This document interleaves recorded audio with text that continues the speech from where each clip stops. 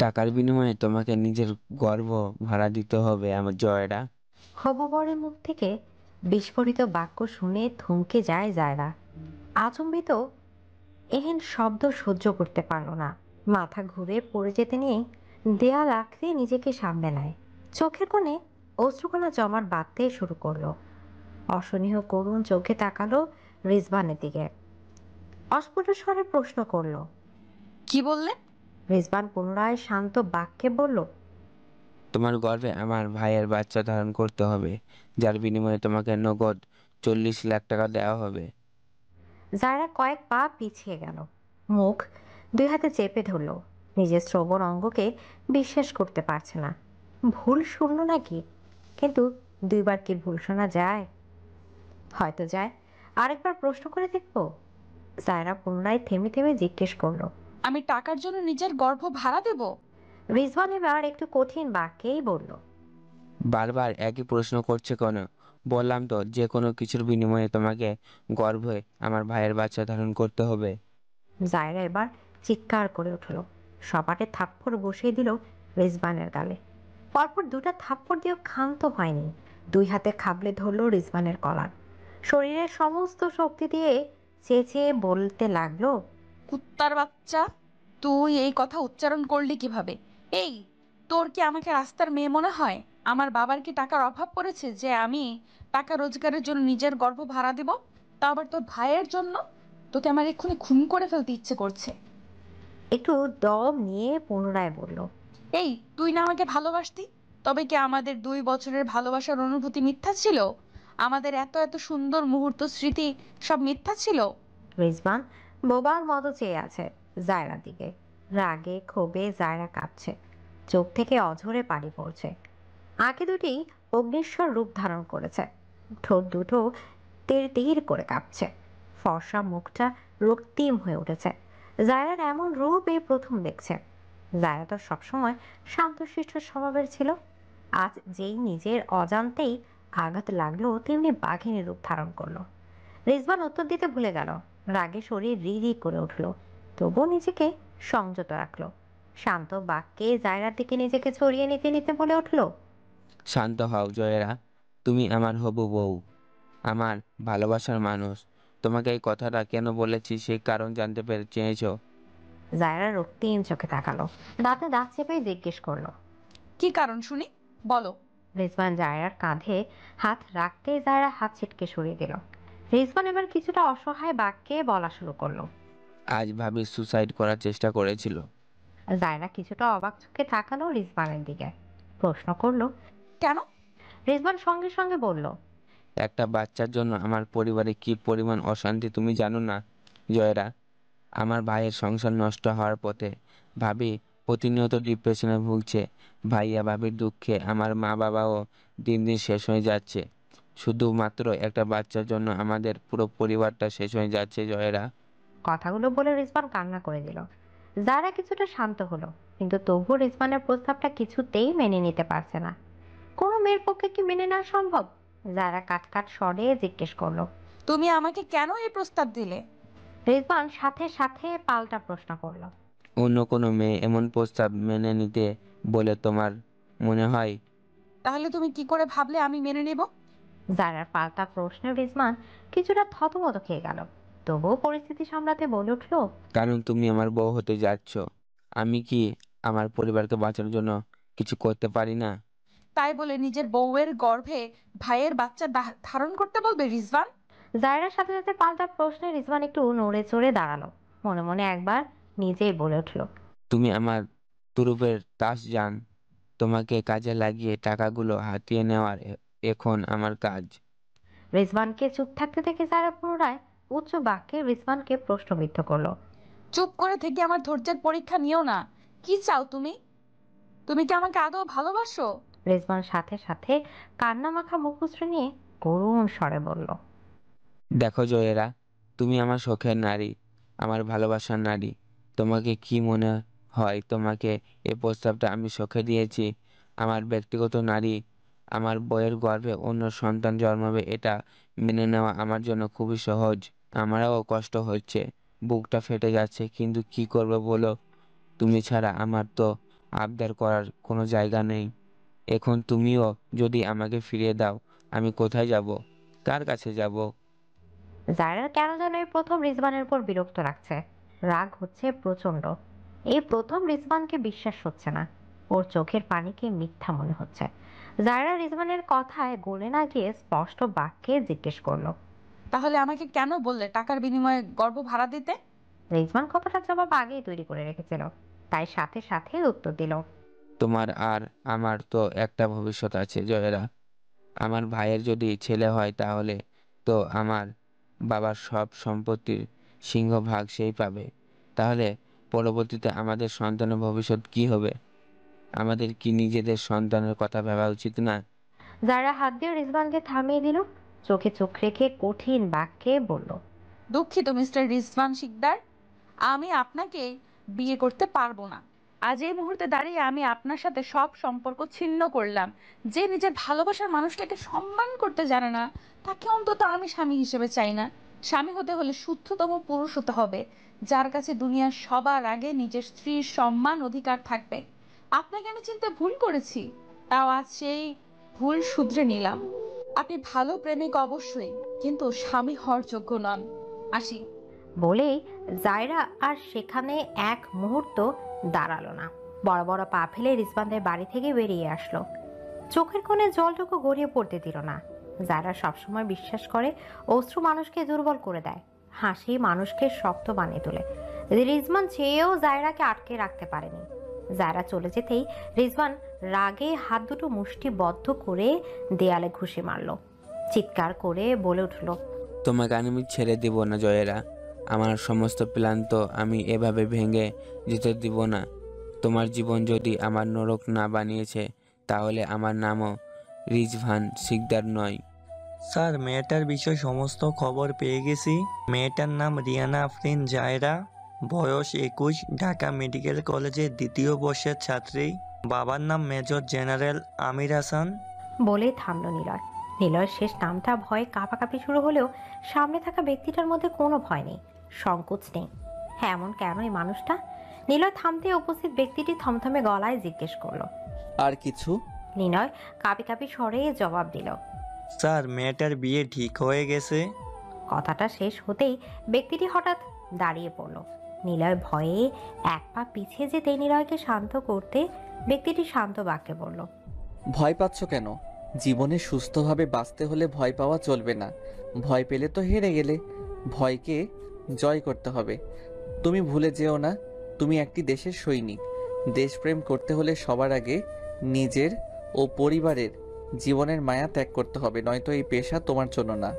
বলে এক পা সামনে এগিয়ে থেমে গেল। রহস্যময় স্বরে বলল। জায়রা শুধু ক্যাপ্টেন জাইহান চৌধুরীর।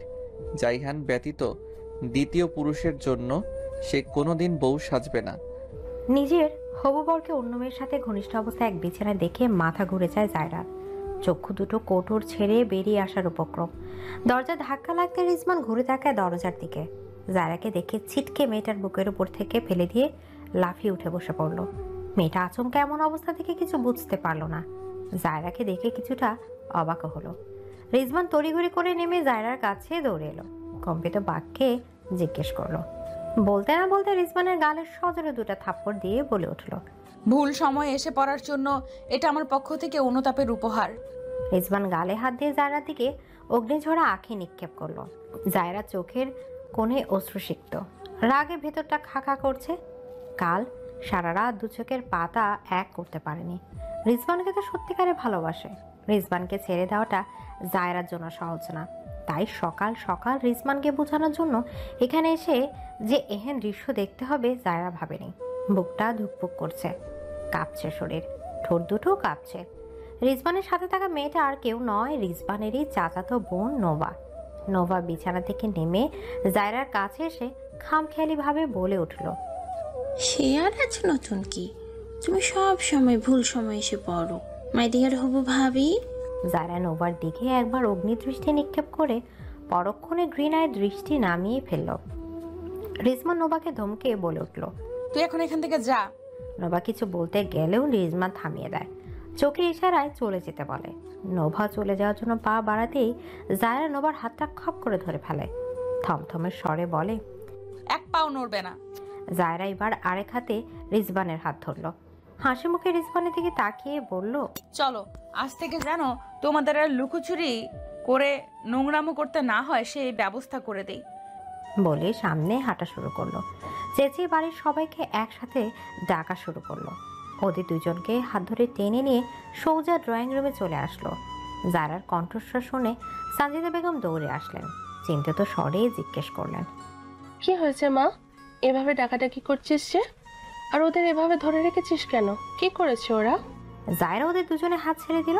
শান্ত বাক্যে বলল, বাড়ির বাকিদের ডাকুন প্লিজ। আপনাদের বাড়ির ছেলে মেয়েদের কি সুন্দর শিক্ষা দিয়েছেন সেটা নিজের চোখে দেখুক সবাই। সানজিদা বেগম হলো রিজবানের মা। জায়রার কথা বুঝতে না পেরে তিনি একটু অবাক হলেন। এর মধ্যেই লিলি বেগম হন্তদন্ত হয়ে ছুটে আসতে আসতে বললেন, সকাল সকাল এত চেঁচামেচি কিসের শুনি? আর পিছু পিছু নুহাও আসলো। নরিন আর নফিল একসাথে বেরিয়ে আসলো। বাড়ির বড় দুজন এই মুহূর্তে বাহিরে আছেন। সবাই একসাথে হয়ে প্রশ্নবিদ্ধ চোখে ওদের তিনজনের দিকে তাকিয়ে আছে। নরিন জায়রাকে দেখে হাসি মুখে এগিয়ে এসে বলল, তুমি এত সকালে এখানে? সারপ্রাইজ বুঝি? জায়রা হাসলো। তার ছেলের হাসি এসে উত্তরে বলে উঠল, হ্যাঁ, সারপ্রাইজ দিতে এসে নিজেই সারপ্রাইজ হয়ে গেছি। নফিল সাথে সাথে প্রশ্ন করলো, কি হয়েছে পরিষ্কার করে বলো তো। নোভা মধ্যে কোনো ভয়, লজ্জার সংকেত কিছুই নেই। ভাবলেশীনভাবে বুকে হাত গুজে দাঁড়িয়ে আছে। রিজমান কিছুটা ভয়ে মাথা নত করে আছে। সবাইকে কি উত্তর দিবে সেটাই ভাবছে। জায়রার প্রতি রাগে শরীর বারবার জ্বলে উঠছে। জায়রা এবার তার ছেলের স্বরে সবার উদ্দেশ্যে বলল, আপনাদের বাড়ির প্রাপ্ত বয়স্ক ছেলে মেয়েদের এক ঘরে থাকার নিয়ম আছে নাকি আন্টি? সানজিদা বেগমের কপাল কুঁচকে এলো। লিলি বেগম গর্জে উঠে জিজ্ঞেস করলো, এসব কি বলছো? জায়রা আগের ন্যায় বলল, ভুল বলছি না তো? যদি এই নিয়ম না থাকতো তাহলে মিস্টার রিজওয়ান তার ছোট বোন নোভার সাথে এক বিছানায় ঘনিষ্ঠ অবস্থায় কি করে থাকতে পারে? কথাটা শুনে সবাই বিস্ফোরিত চোখে তাকালো জায়রার দিকে। নফিল সঙ্গে সঙ্গে অবাক কানে জিজ্ঞেস করলো, কি বলছো তুমি? আপনারা কি কানে কম শুনতে পান? জায়রা চেঁচিয়ে কথা বলতেই নরিন জায়রার কাঁধে হাত রেখে শান্ত বাক্যে বলল, শান্ত হও, সবটা খুলে বলো, কি হয়েছে? জায়রা এবার শান্ত বাক্যে নরিনকে জিজ্ঞেস করলো, আমার গর্ভে আপনাদের সন্তান জন্ম হবে, এটা কি আপনারা চান? নরিন আর নফিল দুজনে অবাক হলো। নরিন সাথে সাথে বলল, কখনোই না, তোমার জীবন সবে শুরু, সামনে তোমার রঙিন ভবিষ্যৎ পড়ে আছে। আমরা এমন অন্যায় চাওয়া কি করে চাইবো? কিন্তু আপনার দেবর সেটা চায়। জায়রা কথাটা বলে রিজওয়ানের দিকে একবার ঘৃণা ভরা চোখে তাকালো। কালকের ঘটে যাওয়ার সমস্ত ঘটনার সাথে আজকের ঘটনা সব খুলে বলল। কান্নাগুলো কিছুতেই আটকে রাখতে পারছে না, তবুও কাঁদছে না। না, কাঁদবে কেন ও? কার জন্য কাঁদবে? এই নোংরা মানুষটার জন্য? ছি, কখনোই না। জায়রার এখন নিজের প্রতি রাগে মাথা ফেটে যাচ্ছে। কোন মোহে ডুবেছিল ও এতদিন? কোন মোহে ডুবে কালকের পর আবার আজকে রিজওয়ানের সাথে সম্পর্কে গড়তে এসেছিল? নফেল সবটা শুনে রিজওয়ানের গালে সজোরে থাপ্পড় বসিয়ে দেয়। রিজওয়ানের কলার চেপে ধরে চেঁচিয়ে জিজ্ঞেস করে, এই, তোকে আমরা বলেছি জায়রাকে এমন প্রস্তাব দিতে? বল বলেছিলাম। তুই কি করে পারলি জায়ার মতো মেয়েকে এমন প্রস্তাব দিতে? আঙ্কেল যদি একবার জানে তাহলে তোকে আজীবন কোথায় পচে গলে মরতে হবে আল্লাহই জানে। তোকে তো আমার ভাই বলতেও লজ্জা করছে। কিভাবে পারলি মেয়েটাকে ঠকাতে? 2 দিন পর যে তোর বউ হবে তাকে তুই ঠকালি। ছি, ধিক্কার তোকে। লিলি বেগম হিংস্র বাঘিনীর মতো এগিয়ে আসলেন। নোভার চুলের মুঠি ধরে 2টা থাপ্পড় বসিয়ে গলা চেপে ধরলেন। বলতে লাগলেন, তোর মতো মেয়েকে মেরে ফেলাই উচিত। অসভ্যই তোর মেয়ে, তোকে এই শিক্ষা দিয়েছি আমরা। সানজিদা বেগম ছেলের এসব কীর্তিকলাপ শুনে নিজেকে সামনে রাখতে পারলেন না। মাথা ঘুরে পড়ে যেতে নিলে নরিন তড়িঘড়ি করে ধরে ফেললেন। সোফায় নিয়ে বসাতেই তিনি কান্নারত স্বরে বলতে লাগলেন, বৌমা, বিয়ের সব আয়োজন করা শেষ, সবাইকে জানানো শেষ, আর এখন এসব? তোমার বাবাকে কি জবাব দিব আমি? আমাদের মান সম্মান যে আর থাকলো না। জায়রা সানজিদ বেগমের দিকে এগিয়ে গেল। তার পায়ের কাছে হাঁটু ভেঙে বসলো আর হাত দুটো নিজের হাতের মুঠোয় নিয়ে বলল, আন্টি, আমাকে ক্ষমা করবেন। আমি আপনার ছেলেকে কিছুতেই নিজের জীবনসঙ্গী হিসেবে মেনে নিতে পারবো না। আপনারা সবাই আমাকে অনেক ভালোবাসা দিয়েছেন, তার জন্য আমি কৃতজ্ঞ, কিন্তু এই বিয়েটা করতে বলবেন না। সানজিদা বেগম জায়রার মাথায় হাত রেখে বলল, তোকে আমি বিয়ে করতে কখনোই বলবো না। আমি একটা মেয়ে হয়ে আর একটা মেয়ে ক্ষতি চাইবো এমন নিকৃষ্ট আমি না রে মা। তুই নিজের জীবনটা নিজের মতন গড়বি। আমার ছেলে কাজ পেয়ে হিরেকে পায়ে ঠেলেছে। যেদিন সেই কাঁচের ওর হাত কাটবে সেদিন বুঝবে। জায়রার প্রত্যুত্তরে মুখে হাসি টানার চেষ্টা করে উঠে দাঁড়ালো। রিজবানের মুখোমুখি হয়ে আঙুল তুলে বলে উঠল, আমাকে ঠকানোর শাস্তি তুই পাবি। খুব শীঘ্রই আমি বউ সাজবো, তবে তোর মতো নিকৃষ্ট পুরুষের জন্য না, কোন এক শুদ্ধতম পুরুষের জন্য। বলেই এগিয়ে যাওয়ার জন্য পা বাড়াতেই রিজবান জায়রার হাত চেপে ধরল।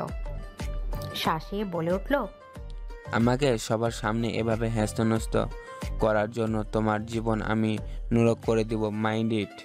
নফেল কথাটা শুনে সাথে সাথে রিজবানের দিকে ঘুষি উঠাতেই জায়রা থামিয়ে দিল। রিজবানের উদ্দেশ্যে বলল, তোর মতো কাপুরুষের থেকে এটাই আশা করা যায়। ভুলে যাস না আমি কি আমার পরিচয়। মেয়ে মানুষ হলো আগুন, সেই আগুনের সাথে খেলতে গেলে জোরে পুলে মরতে হয়। বলে রিজবানের থেকে হাতটা হেঁচকা টানে ছাড়িয়ে নিয়ে করুণ স্বরে বলে উঠল, তুমি আমাকে ভালোবাসোনি রিজবান, কোনোদিন ভালোবাসোনি। আমাকে ভালো না বাসার আফসোস একদিন তোমাকে কুড়ে কুড়ে খাবে। আর এক পাও দাঁড়ালো না, দৌড়ে বেরিয়ে গেল বাড়ি থেকে। আজ থেকে ভালোবাসার শব্দটার উপর এক আকাশ সম ঘৃণাপা জন্মালো। স্যার, শহরের আনাচে কানাচে ইদানিং বড্ড বেশি ধর্ষণের শিকার হচ্ছে মেয়েরা। আমরা কেন এই সমস্যাটার কোনো সমাধান করছি না? আজ হয়তো আমার প্রতিবেশী, আমার দেশের কেউ ধর্ষণ হচ্ছে, কাল যে আপনার মেয়ে, বউ, বোন ধর্ষণ হবে না, তার কি গ্যারান্টি? কথাগুলো শুনে আমির হোসেন কিছুটা রাগান্বিত চোখে তাকালো জাইহানের দিকে। জাইহান সে দৃষ্টিতে ভয় না পেয়ে বরং আগের ন্যায় শক্ত বাক্যে বলল, আপনার পরিবারকে উদাহরণস্বরূপ ব্যবহার করার আপনার রাগ হচ্ছে, আমি বুঝতে পারছি। তাহলে ভাবুন স্যার, যদি বাস্তবে এমন হয় তাহলে কি হবে? আমির হোসেনের মুখে এবার কিছুটা চিন্তার ছাপ পড়ল। তিনি শান্ত বাক্যে জাইহানকে বলল, আমি ব্যাপারটা বুঝতে পারছি, কিন্তু জাইহান, উপর মহল থেকে আমাকে এই কাজের জন্য তদন্ত করার পারমিশন দেওয়া হয়নি।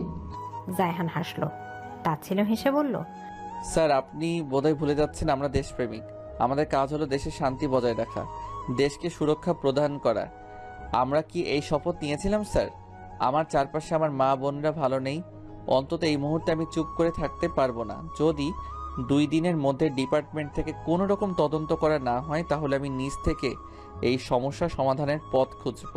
তারপর প্রেস, মিডিয়া সবাই যখন জানবে তখন কিন্তু আঙুল আপনার দিকে উঠবে। দেশবাসীকে উত্তর দেওয়ার জন্য প্রস্তুত হন স্যার। বলে জাইহান বেরিয়ে গেল। আমির হোসেন মুগ্ধ হয়ে জাইহানের সাহসী বাক্যগুলো শুনল। ছেলেটার ভেতর অসীম সাহস। মনে মনে বলে উঠল, এতগুলো বছর যে কাজটা আমি করতে পারিনি, সেই কাজটা তুমি করতে পারবে জাইহান। আমার দীর্ঘ বিশ্বাস, এই দুর্নীতি ক্ষমতার অপব্যবহার করে যে বা যারা ভালো মুখোশ পরে আছে তাদের মুখোশ খোলার সময় এসে গেছে। একটা দেহের খণ্ডাংশ অংশ রাস্তায় রক্তাক্ত হয়ে পড়ে আছে। দেহটা একজন মেয়ের। দেহের উপরিভাগ পড়ে আছে রাস্তায়, আর নিচু স্তর পড়ে আছে তার থেকে 1 হাত দূরে। মেয়েটার নিষ্প্রাণ চোখ দুটো চেয়ে আছে জাইহানের দিকে।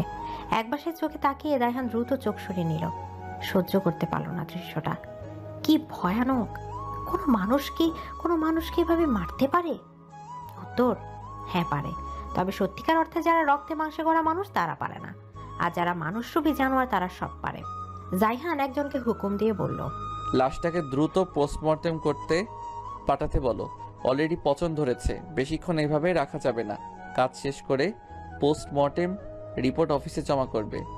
বলে জাইহান সাথে নিলয়কে নিয়ে দ্রুত পায়ে এগিয়ে গেল গাড়ির দিকে। গাড়িতে বসে ফোন কলে ঢুকে ডায়াল করলো আমির হোসেনের নাম্বারে। কয়েকবার রিং হতেই ওপাশ থেকে ফোন রিসিভ করে আমির হোসেন জিজ্ঞেস করলেন, ঘটনা কি বুঝলে? জাইহান খুব সতর্কীকরণ অবলম্বন করে জবাবে বলল, স্যার, এটাও রেপ কেস। বলে দীর্ঘশ্বাস ফেলে অসহায় বাক্যে বলল, মেয়েটাকে খুব জঘন্যভাবে খুন করা হয়েছে স্যার। চোখের সামনে এমন জঘন্য দৃশ্য দেখেও চুপ থাকাটা অন্যায় স্যার। আমরা কি আইনের লোক হয়ে এত সব অন্যায় চুপচাপ মেনে নিব, নাকি উপর মহলের অর্ডারের জন্য অপেক্ষা করতে করতে আরও কয়েকজনের লাশ দেখব? এভাবে চললে সাধারণ জনগণ আমাদের উপর আস্থা রাখবে কি করে স্যার? আমির হোসেন খানিকক্ষণ চুপ থেকে মোলায়েম স্বরে বললেন, আমি একটা জিনিস বুঝতে পারছি না জাইহান। সেটা কি স্যার? আমির হোসেন পুনরায় সন্দিহান স্বরে বলে উঠলেন, পুলিশ কেন চুপ? এই ঘটনাগুলোর জন্য কি তাদেরকে কোনো রকমভাবে তদন্তর ভার দেওয়া হয়নি? কেউ কি এখনো অবধি মিসিং ডায়েরি বা হত্যা মামলা করেনি? জায়হানের টনক নড়ল। অভিজ্ঞ স্বরে বলল, স্যার, রক্ষক যখন ভক্ষক হয় তখন কি সেখানে বিচার পাওয়া যায়? আমির হোসেন নড়ে চড়ে উঠলেন। কথাটা বুঝতে না পেরে প্রশ্ন করলেন, যেমন কি বোঝাতে চাইছো তুমি? জায়হানের ঠোঁটের কোণে রহস্যময় এক হাসি ধরা দিল। শান্ত বাক্যে বলল, সামনাসামনি এসে বলি স্যার। ওপাশ থেকে কাঙ্ক্ষিত বাক্য শুনে জাইহার ফোন কেটে দিল। নিলয় এতক্ষণ সব কথা শুনে বিস্ময় ভরা স্বরে জিজ্ঞেস করলো, স্যার, আপনি কি অপরাধীদের চিহ্নিত করতে পেরেছেন? জাইহান নিলয়ের দিকে তাকিয়ে হালকা হেসে বলল, বুদ্ধি খাটাও নিলয়, বুদ্ধির জোরে চাকরির 1 বছরের মাথায় প্রমোশন পেয়েছি। 2-3টা সাহসিকতার পদকও আছে আমার ঝুলিতে। আই থিঙ্ক খুব শীঘ্রই আমি আরেকটা প্রমোশন পেতে চলেছি। বলেই গাড়ি স্টার্ট করলো। নিলয় হা হয়ে তাকিয়ে আছে জাইহানের দিকে। বোঝার চেষ্টা করলো জাইহানের কথাগুলো, কিন্তু আফসোস, এত বুদ্ধি যদি নিলয়ের থাকতো। আফসোসে দীর্ঘশ্বাস ফেলে নিজে নিজে বলল, নিলয়, তোর কাজ শুধু বউয়ের আঁচল ধরে ঘুরে বেড়ানো। এত কিছু তোর দ্বারা সম্ভব না। বাবা, এই বিয়েটা আমি করব না। আমির হোসেন সাহেব অফিসে যাওয়ার জন্য তৈরি হচ্ছিলেন। হঠাৎ কানে এহেন শব্দ আসতেই দরজার দিকে চোখ গেল। তার আদরের কন্যাকে দাঁড়িয়ে থাকতে দেখে মুখে হাসি ফুটল, কিন্তু যখনই উপরোক্ত বাক্যটির কথা মনে পড়ল তখনই কপালে দুটো ভাঁজ পড়ল। তিনি খুব বিচক্ষণ এক পুরুষ, কারোর চোখে তাকে মন বুঝতে বেশি সময় নেন না, তাই শান্ত বাক্যে বলল, তোমার মামুনিকে বলো আমাদের দুজনের জন্য 2 কাপ গরম গরম কফি রুমে পাঠাতে। এমন কথা এই মুহূর্তে শুনলে সে কেউ বিচলিত হতো, কিন্তু জায়রা মোটেও বিচলিত হলো না, কারণ সে তার বাবাকে খুব ভাবে পড়তে জানে, বুঝতেও পারে। তাই বাবার কথা মতো উচ্চ বাক্যে মা শাহনাজ বেগমকে কফির কথা জানান দিল। রুমে ঢুকে সোজা ব্যালকনিতে চলে গেল। বাইরে হালকা বৃষ্টি শুরু হয়েছে। এই রোদ তো এই বৃষ্টি, আজকাল এভাবেই চলছে। যারা রিলের ফাঁকা দিয়ে হাত বাড়িয়ে দিল বৃষ্টি ছোঁয়ার উদ্দেশ্যে। বাতাসে বৃষ্টির ফোঁটা এসে ছুঁয়ে দিচ্ছে জায়রার চোখ মুখ। যারা বৃষ্টি উপলব্ধি করতে চোখ দুটো বন্ধ করলো। কিছু সময় কাটলো এভাবেই নীরবে। কিছু মুহূর্ত পর হুট করে পাশে কারোর উপস্থিতি টের পেতেই চোখ বন্ধ করা অবস্থায় প্রশ্ন করলো, জিজ্ঞেস করলে না কেন বিয়েটা ভেঙে দিব? আমির হোসেন সাহেব অবাক হলেন না। সে জানেন তার মেয়ে তার উপস্থিতি চোখ বন্ধ করার অবস্থায়ও টের পায়। সেটা আজ নতুন কিছু না। জায়রা আর আমির সাহেবের সম্পর্ক বন্ধুর মতো, সুখ দুঃখ ভাগ করে নেয় দুজন দুজনের সাথে। মায়ের সাথেও জায়রার বেশ ভাব। একমাত্র মেয়ে হওয়া দরুন জায়রাকে এবারে সবাই মাথায় করে রাখে। আমির সাহেব জায়রার মাথায় হাত বুলিয়ে শান্ত বাক্যে পাল্টা প্রশ্ন করলেন, কখনো কোনো কারণ জিজ্ঞেস করে বুঝি? জায়রা চোখ খুলল, বাবার দিকে তাকিয়ে মিষ্টি করে হাসলো। প্রত্যুত্তরে বাবার থেকেও হাসি উপহার পেল। আমির সাহেবের হাতে 2 কাপ কফি। একটা কফির কাপ জায়রার দিকে এগিয়ে দিল। জায়রা কফির কাপটা নিতে নিতে শান্ত বাক্যে বিজ্ঞদের মতো উপদেশ দিয়ে বলল, বাবা, কিছু কিছু সময় কারণ খুঁজতে হয়, জানতে হয়। সব সময় অন্যকে চোখ বন্ধ করে বিশ্বাস করতে হয় না। নিজের ছায়াও কিন্তু অন্ধকারে বেইমানি করে। আমির সাহেব মেয়ের কথায় হাসলেন। বিশ্বস্ত স্বরে বললেন, তোমার বাবা এতটাও বোকা নয় আম্মাজান। তোমার বাবার চোখ খাঁটি সোনা আর পাতি সোনার মধ্যে তফাৎ বোঝে। পরিবারের বাইরে তোমার বাবার বিশ্বাস এত বছরে কেউ অর্জন করতে পেরেছে? জায়রা কৌতূহলী হয়ে জিজ্ঞেস করলো, কে এসে? আমির সাহেব বেশ গর্ব করে জবাব দিলেন, ক্যাপ্টেন জাইহান সিকদার। জায়রা নামটা শুনে পুনরায় প্রশ্ন করলো, নতুন কেউ? না, তবে তুমি চিনবে না। বলে প্রসঙ্গ পাল্টে সন্দেহান চোখে জায়রার দিকে তাকে জিজ্ঞেস করলো, রিজভানের মতো একটা ছেলেকে তুমি কিভাবে ভালোবাসলে জায়রা? জায়রা এবার ভরকে গেল। অবাক চোখে তাকালো আমির সাহেবের দিকে। তার মুখে লেগে আছে এক রাশ রাগ। জায়রা অবাক বাক্যে জিজ্ঞেস করলো, তুমি কি কিছু? জায়রা কথাটা সম্পূর্ণ শেষ করার আগে আমির সাহেব বলা শুরু করলেন, তোমাকে আমি খুব বেশিক্ষণ বুদ্ধিমতী মেয়ে ভাবতাম। তুমি আমার মেয়ে হয়ে মানুষ চিনতে ভুল করলে কিভাবে? জায়রা অপরাধী ভঙ্গিতে জবাব দিল, তোমার মেয়ে এই প্রথম মানুষ চিনতে ভুল করে ফেলেছে বাবা। তোমার মেয়ের জীবনের প্রথম ভালোবাসা, অনুভূতি সব ভুল পাত্রে দান করেছে। ভীষণ বাজেভাবে ঠকে গেছি বাবা। জায়রার চোখে অশ্রুকণা স্পষ্ট হয়ে উঠল। আমির সাহেব মেয়ের চোখের পানি খেয়াল করে মেয়ের মাথায় হাত রাখলেন, সান্ত্বনা বাক্যে বললেন, আমার ফুলকন্যার চোখে হচ্ছিল মনে না? ভুল মানুষের জন্য তো একবারে নয়, ভুল মানুষের জন্য অশ্রু বিসর্জন দেওয়া অন্যায়, বড় রকমের অন্যায়। জেনারেল মেজর আমির হোসেনের মেয়ে অন্যায় করতে পারে না? যারা মুচকি হাসলো। বাবা নামক মানুষটা ওর মন নিমিষেই ভালো করে দেয়। যারা অশ্রুটুকু মুছে নিতে নিতে জিজ্ঞেস করলো, তুমি সব জেনেও বিয়েতে মত দিলে কেন? নাকি মত দেওয়ার পর জেনেছো, আর জানলে যখন তখন আমাকে আমির সাহেব মেয়েকে থামিয়ে দিলেন, স্থির হয়ে বললেন, আম্মাজান, আপনি কি করে ভাবলেন আপনার বাবা এত সহজে সবকিছু মেনে নিবে? আমার মেয়ে যে ছেলেকে ভালোবেসেছে, জীবন সঙ্গী হিসাবে চেয়েছে, তার সম্পর্কে কোনো কিছু জানবো না? সেই ছেলের সম্পর্কে কোনো খোঁজ নেব না? যারা হাওয়া হয়ে তাকালো, অবাক স্বরে প্রশ্ন করলো। আমির সাহেব হেসে বললেন, হ্যাঁ আম্মাজান। তাহলে আমাকে কেন বললে না? জায়রার অভিমানী বাক্যে কথাটা বলতেই আমির সাহেব হেসে পুনরায় বলে উঠলেন, আমি চেয়েছিলাম আমার মেয়ে নিজের ভুল নিজেই খুঁজে বের করুক। জীবনের শেষ অবধি আমি বা তোমার মা তোমার পাশে থাকবে না, তখন তোমাকে ঠিক ভুল খুঁজে বের করতে হবে। কোন রাস্তায় হাঁটলে ভালো হবে, কোন রাস্তায় হাঁটলে খারাপ হবে, সেটা তোমাকেই বুঝতে হবে মা। এই যে এখন এত বড় একটা ধাক্কা না খেলে তুমি কি করে ঘুরে দাঁড়াতে পারতে, শক্ত মনোবল জোগাতে পারতে। জায়রার কথাগুলো মন দিয়ে শুনলো, মনের মধ্যে প্রসাদের হাওয়া বয়ে গেল। আমির সাহেব কিছুক্ষণ থেমে জিজ্ঞেস করলেন, যে আমার মেয়ের সাথে অন্যায় করেছে তাকে কি এমনি এমনি ছেড়ে দেওয়া ঠিক হবে? জায়রা এবার মুখ খুলল, দৃঢ় স্বরে জবাব দিল, তোমার মেয়ের সাথে অন্যায়ের বিরুদ্ধে লড়াই করার জন্য একাই যথেষ্ট বাবা। বিশ্বাস রাখো, তোমার মেয়ে অন্যায়কারীকে এমনি এমনি ছাড়বে না। আমির সাহেব কিছু বলবে তখনই ফোন বেজে উঠল। ফোন স্ক্রিনে জায়হানের নামটা দেখে জায়রার হাত থেকে বিদায় নিয়ে তড়িঘড়ি করে বেরিয়ে গেল। স্যার, ওইটা জায়রা ম্যাম না? ভোর সন্ধ্যা, নিলয় আর জায়হান একসাথে বাড়ি ফিরছিল। হঠাৎ জ্যামের মধ্যে জায়হানের কানে উপরোক্ত কথাটা আসতেই জায়হান থমকে গেল। সাথে সাথে জায়হান নিলয়ের হাতের ইশারা বরাবর তাকালো।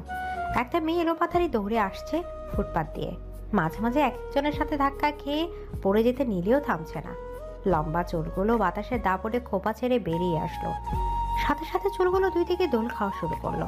পায়ের গোড়ালি সমান চুলগুলো জায়রা জামার সাথে পেঁচিয়ে যেতেই জায়রা মুখ থুবড়ে পড়লো রাস্তায়। জায়হান এই দৃশ্যটা দেখার জন্য একদম প্রস্তুত ছিল না। জায়রা পড়ে যেতে জায়হান দূর থেকে চিৎকার করে উঠলো। গাড়ি থেকে নেমে দৌড়ে গেল সেদিকে। মিনিটের মাথায় ছোটখাটো একটা ভিড় জমলো সেখানে। ভিড় ঠেলে জায়হান সামনে যেতেই দেখলো জায়রা জ্ঞান হারিয়েছে। ঠোঁট, মুখ, গলা সহ হাতের বেশ কিছু জায়গায় ক্ষত। জায়রার এহেন অবস্থা থেকে জায়হান কয়েক সেকেন্ডের জন্য নিস্তব্ধ হয়ে গেল। মস্তিষ্ক কাজ করা বন্ধ করে দিল। হৃৎপিণ্ডটা বোধ হয় টিপ টিপ করে বাজছে নাকি থমকে আছে। মন প্রশ্ন করলো, কি হয়েছে আমার রূপবতীর? কোনো অঘটন ঘটেছে নাকি? আমার হবু বউয়ের শরীরে স্পর্শ করার সাহস আপনাকে কে দিয়েছে? এদিকে জায়হান জায়রাকে কোলে তুলে সবে মাত্র গাড়ির সামনে এসেছে। তৎক্ষণাৎ এহেন শব্দ শুনতে ঘুরে তাকালো। 25 থেকে 26 বছর বয়সী একজন ছেলেকে দেখে ভ্রু কুঁচকে তাকালো। বিস্মিত হওয়ার ভান করে শান্ত বাক্যে প্রশ্ন করলো, দুঃখিত, কিন্তু আপনি কে? রিজওয়ান জায়হানের প্রশ্নের রাগান্বিত স্বরে জবাব দিল, আমি জয়রার হবু বর। জায়হান কথাটা শুনে মুচকি হাসলো, ভাবলেশহীনভাবে জবাবও দিল, দুঃখিত, এই মুহূর্তে আমি আপনাকে পাত্তা দিতে পারছি না। বলে জায়রাকে গাড়িতে তুলে নিজে উঠে বসলো গাড়িতে। জায়রাকে এক হাতে বুকে চেপে ধরলো, গম্ভীর বাক্যে নিলয়কে আদেশও করলো, গাড়ি স্টার্ট করো। CMH ছাড়া অন্য কোথাও গাড়ি থামাবে না। ক্লিয়ার? নিলয় নিচু স্বরে ইয়া স্যার। বলতে বলতে গাড়ি স্টার্ট করলো। জায়হান এক পলক রিজমানের দিকে তাকিয়ে চোখ দিয়ে কিছু রহস্যময় ইশারা করে গেল। রিজমান রাগে বিড়বিড় করে বলে উঠল, তোর প্রাণ ভোমরা জয়রাকে খুব শিগগিরই আমি আমার করে নিব। সিএমএইচের জরুরি বিভাগের সামনে এসে গাড়ি থামতে জায়হান নিলয়কে বলে, ভেতরে ডাক্তার মনিকা ম্যাম আছেন নাকি একটু দেখো। নিলয় আদেশ পেয়ে দৌড়ে ভেতরে গেল। জায়রার দিকে তাকাতে জায়হানের বুকটা কেঁপে উঠল। মেয়েটা কেমন নিষ্প্রাণ হয়ে আছে। কি হয়েছে ওর? এই অবস্থা কি করে হলো? কেন যেন খুব ভয় হচ্ছে। বুকের ভেতর তোলপাড় শুরু হয়েছে। জায়রার বাবাকে কি একটা খবর দেওয়ার প্রয়োজন? হ্যাঁ, অবশ্যই প্রয়োজন। ভেবে জায়রাকে এক হাতে বুকে চেপে ধরে অন্য হাতে ফোন বের করে ডায়াল করলো আমির সাহেবের নাম্বারে। রিসিভ হতে জায়হান খুব শান্ত স্বরে বলল, স্যার একবার সিএমএইচ আসতে পারবেন, একটু জরুরি দরকার ছিল। পাশ থেকে আমির সাহেব চিন্তিত বাক্যে জিজ্ঞেস করলো, কেন, কার কি হয়েছে? জায়হান পুনরায় বলল, স্যার আপনি একটু কষ্ট করে আসুন, এখন কিছু বলতে পারছি না। বলে জায়হান ফোন রেখে দিল। জায়রার মাথায় হাত বুলিয়ে দিল আলতো করে। জায়হানের হাত কাঁপছে চিন্তায়, বুক কাঁপছে ভয়ে। কি আশ্চর্য, ক্যাপ্টেন জায়হান চৌধুরী ভয় পাচ্ছে। এই প্রথম নাকি এর আগেও এমন হয়েছিল? এর মধ্যেই টের পেল জায়রা নড়ছে, তার মানে ওর জ্ঞান ফিরেছে। জায়হান দ্রুত জায়রাকে বুক থেকে সরিয়ে দিল, সিটের সাথে আলতো করে ঠিক করে বসিয়ে দিতে দিতে ডাকতে শুরু করলো, শুনছো? এই যে। আচ্ছা কি নামে সম্বোধন করা যায়? মেয়েটা তো সব দিক দিয়ে পারফেক্ট। এলোকেশী কন্যা নাকি রূপবতী কন্যা নাকি নাম ধরে? উফ, এত এত কনফিউশনে জায়হান জীবনে পড়েনি। অনেক ভেবে ঠিক করলো নাম ধরেই ডাকবে। যারা ইতিমধ্যে অল্প অল্প করে চোখ খুলছে, অস্পষ্ট স্বরে বলছে দুজন, কিন্তু শুনতে পারছে না জায়হান। তাই একটু কাছে গেল, যারার কাছে ঘেঁষে শোনার চেষ্টা করলো কি বলছে। যারা অস্পষ্ট স্বরে থেমে থেমে বলছে, তুমি এত বাজে কেন? কেন এত বাজে তুমি তো? হ্যাঁ, কিছু শুনতে পারলো না। ঢলে পড়লো জায়হানের বুকে। জায়হান দ্রুত জায়রাকে সামনে নিল। পুনরায় জ্ঞান হারিয়েছে মেয়েটি। কাকে বাজে বলেছিল? নিশ্চয় চেনা কেউ, নয়তো তুমি বলা সাজে না। তাহলে কি তখন এই ছেলেটা? জায়হানের মস্তিষ্কে কতটা জানান দিতেই জায়হানের টনক লড়ল, বিড়বিড় করে বলে উঠল, যে হাত আমার ফুলকে বাজেভাবে স্পর্শ করেছে সেই হাতকে আমি আস্ত রাখবো না। নীলর অপেক্ষা না করে জায়হান নিজেই জায়রাকে কোলে তুলে গাড়ি থেকে নেমে পড়ল। ডাক্তারের কেবিনের সামনে গিয়ে দরজার সামনে থাকা দায়িত্বরত একজন সৈনিককে বলল, ম্যাম ভেতরে আছেন, একটু ইমার্জেন্সি। সৈনিক ব্যক্তি জায়হানকে সালাম দিয়ে জবাব দিল, ম্যাম একটু ব্যস্ত আছেন, আপনি ওনাকে বেডে নিয়ে শুইয়ে দিন, আমি ম্যামকে জানাচ্ছি। প্লিজ একটু তাড়াতাড়ি করুন। অনুরোধ বাক্যে কথাটা বলে জায়হান জায়রাকে নিয়ে গিয়ে একটা বেডে শুয়ে দিল। জায়রা কিছু চুল ছিঁড়ে জায়হানের হাতে পেঁচিয়ে আছে। জায়হান একবার অসহায় চোখে জায়রা দিকে তাকিয়ে চোখ নামিয়ে ফেলল। নিজেকে সামলানো কঠিন হয়ে যাচ্ছে। ইচ্ছা করছে জায়রাকে বুকের ভেতর শক্ত করে জড়িয়ে ধরতে। কে এই কাজ করেছে? কে? এর মধ্যে পেছন থেকে মেয়েলি স্বরে শুনতে পেল, জায়হান, এই প্রবলেম। জায়হান পেছনে করে মনিকা বেগমকে দেখে মুখে কোনো রকম হাসি টানার চেষ্টা করলো। তা দেখে মনিকা বেগম ছেলের কাঁধে হাত রেখে হাসি মুখে বললেন, মায়ের সামনে সন্তানরা কখনো নিজের ভিতরে যন্ত্রণার মুখে হাসি টেনে চাপা দিতে পারে না। তা শুনে পেছন থেকে নিলয় চকিতে তাকালো। ডাক্তার মনিকা জায়হানের মা? কই, আগে তো জানতো না। দূর, জানবে কি করে? জায়হান কখনো নিজের পরিবার নিয়ে বাইরে কথাই বলে না। জায়হান মনিকা বেগমের কথার পৃষ্ঠে বলল, মা জায়রাকে দেখো আগে। মনিকা বেগম জায়রার পাশে গিয়ে আগে পালস চেক করলেন। জায়হান কিছুটা উদ্বিগ্নতার স্বরে বলে উঠল, ওর জ্ঞান ফিরছে না কেন মা? মনিকা বেগম ছেলের উদ্বিগ্ন স্বর শুনে শান্ত বাক্যে বললেন, ফিরবে, তবে এখন না। এখন ওর জ্ঞান ফিরলে সেটা মঙ্গলজনক হবে না। বলেই তিনি নার্সকে একটা ইঞ্জেকশন দেওয়ার জন্য আদেশও করলেন। অতঃপর তিনি জায়হানকে নিয়ে নিজের কেবিনে চলে আসলেন। জায়হান কেবিনে ঢুকে চিন্তিত বাক্যে জিজ্ঞেস করলো, জায়রার কি হয়েছে মা?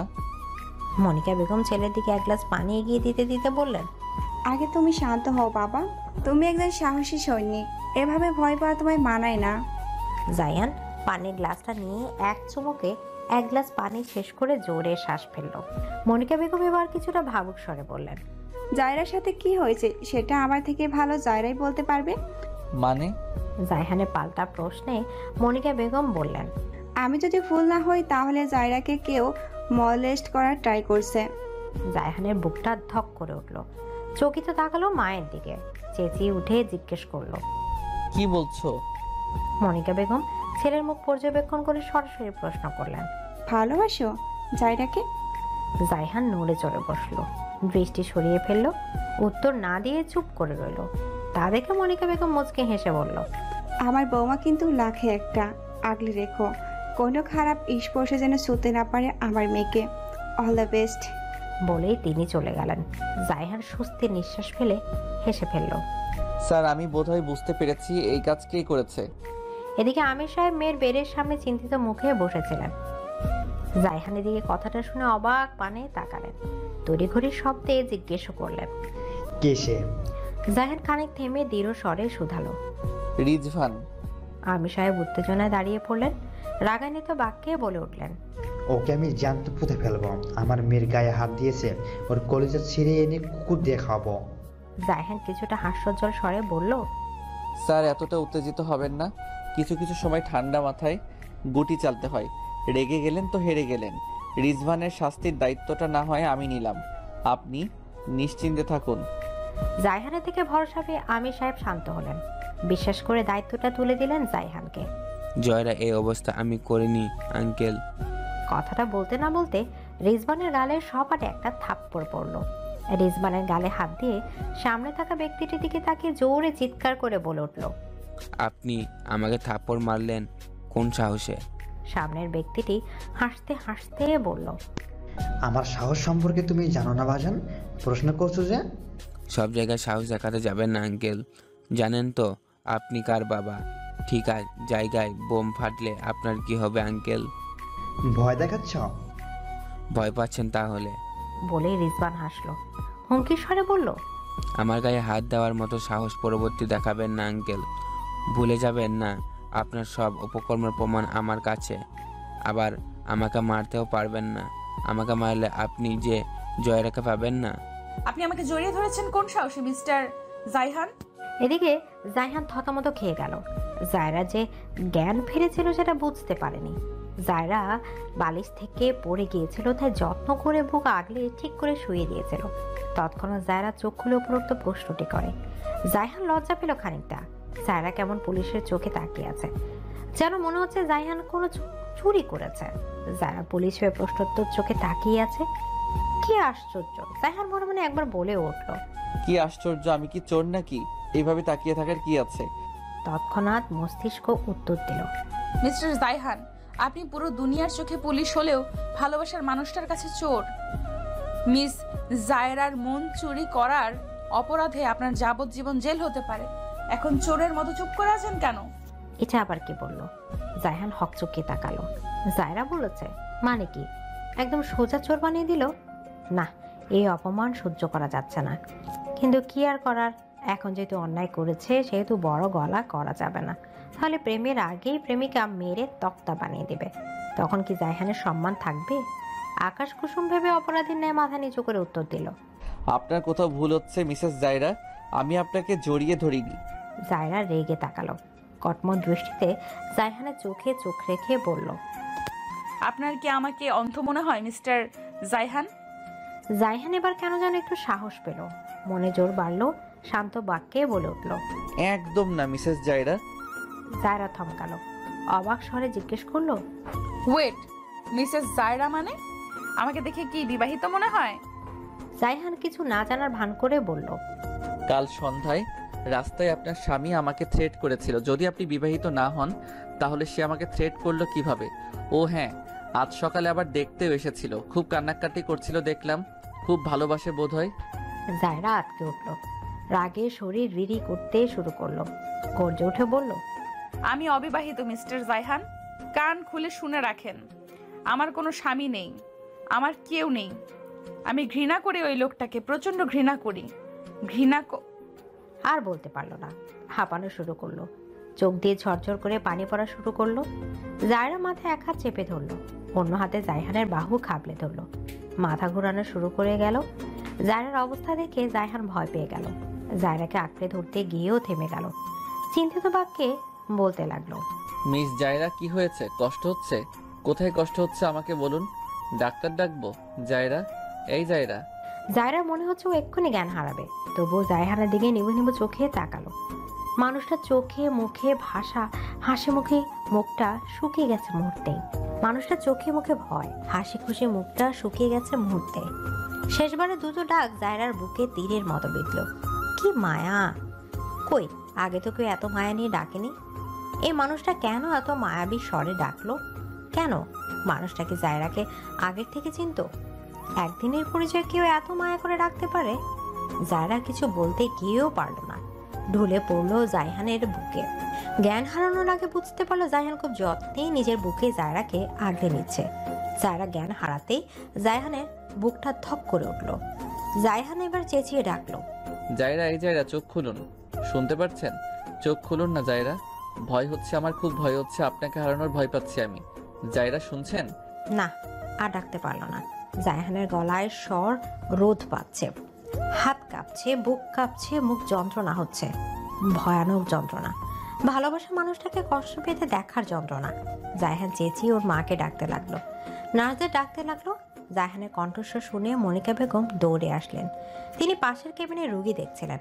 হঠাৎ ছেলের এমন চেঁচামেচি শুনে দৌড়ে এসে জিজ্ঞেস করলেন, কি হয়েছে বাবা? চোখ গেল জায়রার দিকে। জায়রাকে জায়হানের বুকে দেখে অবাক মানে বললেন, জায়রার কি হয়েছে? এইভাবে ধরে রেখেছো কেন? জায়হান অবাক চোখে তাকালো, চোখের ভাষা বোঝানোর চেষ্টা করলো কিছু।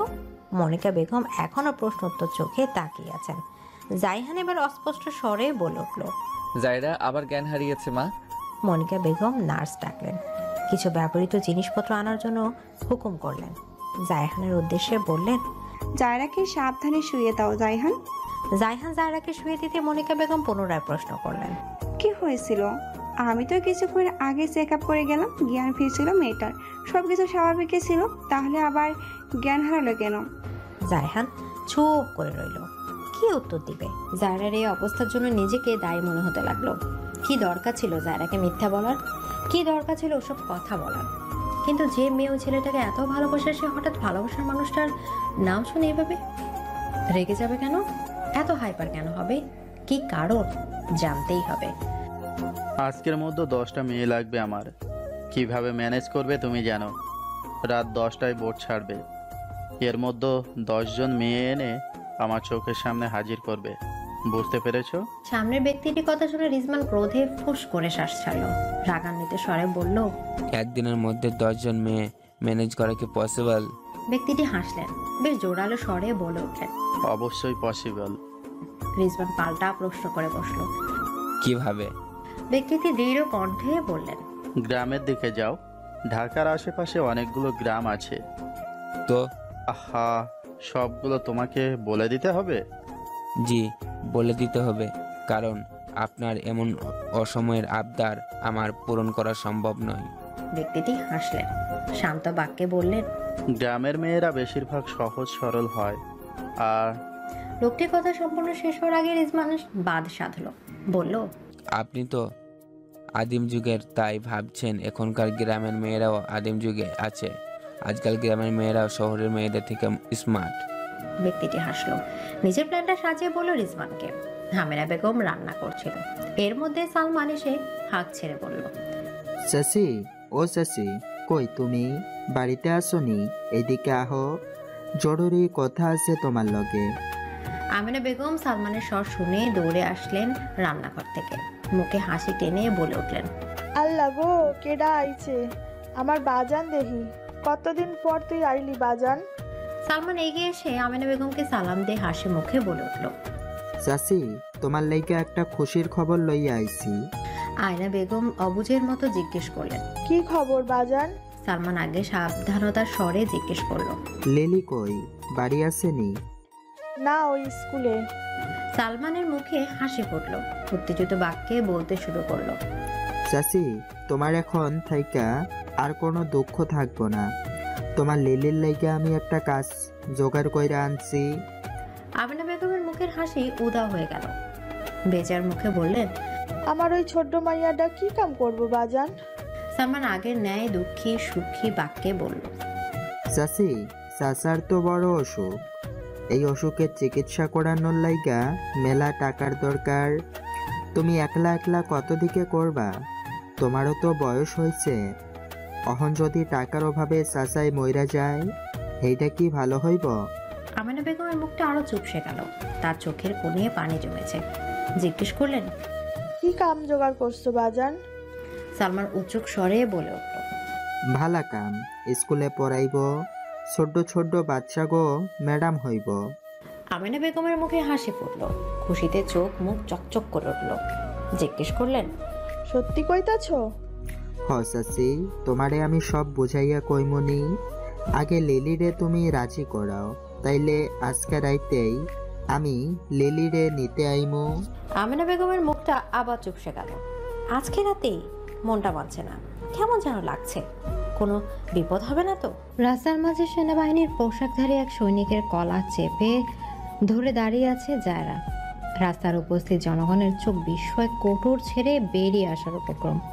কি আশ্চর্যকর সাহস মেয়েটার!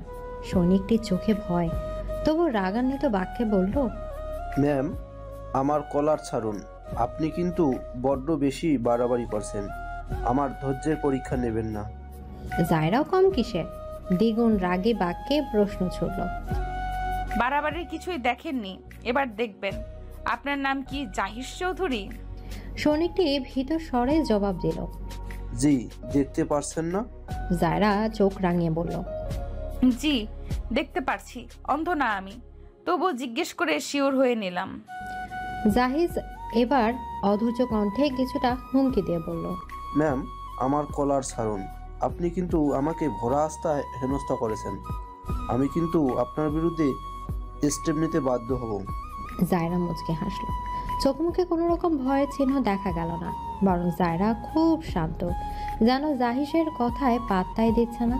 জায়রা সামান্য হেসে বলে উঠল, সরি, আমি ভয় পাচ্ছি না। এদিকে জাহিস জায়রার মুখের হাসির দিকে তাকিয়ে অবাক হয়ে গেল। মেয়েটা খুব সুন্দর করে হাসে, কি মনোমুগ্ধকর সে হাসি।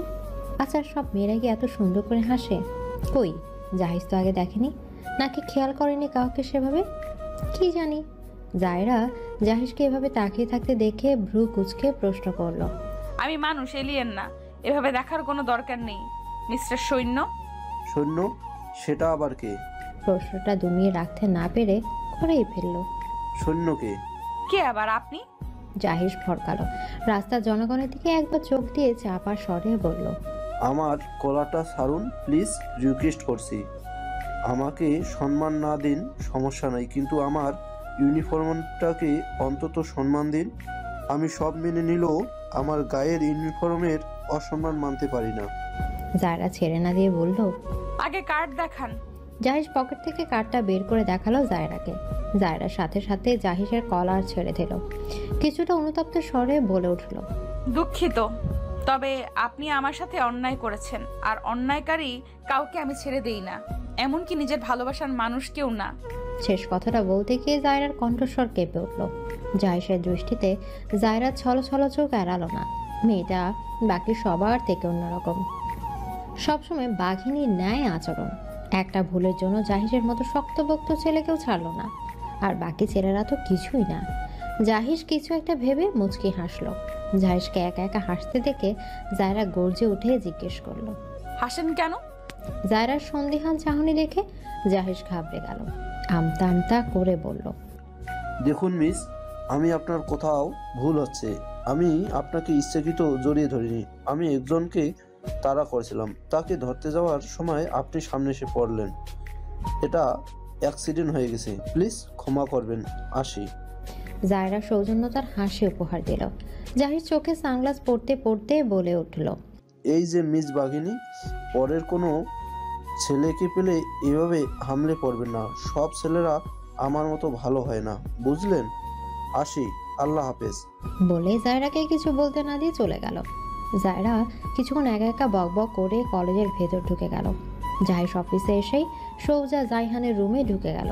চেয়ারে পা উঠিয়ে বসতে বসতে বলল, জানিস আজকে কি হয়েছে? জাইহান কিছু একটা করছিল, এর মধ্যে জাহিসের এমন উদ্ভট প্রবেশ দেখে চোখ তুলে তাকালো। শান্ত বাক্যে বলল, আমার কি কোনো এক্সট্রা পাওয়ার আছে? জাহিস দুই দিকে মাথা নাড়িয়ে বলল, না তো। তাহলে জানবো কিভাবে? জাহিসের মুখ চুপসে গেল।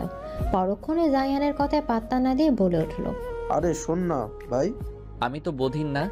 জাহিস মুখ গোমরা করে ফেলল, বলল, সবসময় ফাজলামি ভালো লাগে না ভাই। একটা দরকারি কথা শেয়ার করতে এসেছি, আর তুই কিনা এমন হেয়ালি করছিস। জাইহান চোখ তুলে তাকালো। জাহিসের গোমরা মুখ দেখে নরম সুরে বলল, আচ্ছা বলো, শুনছি। জাহিস গোমরা মুখ করে বলল, রিকোয়েস্ট করে বল এবার।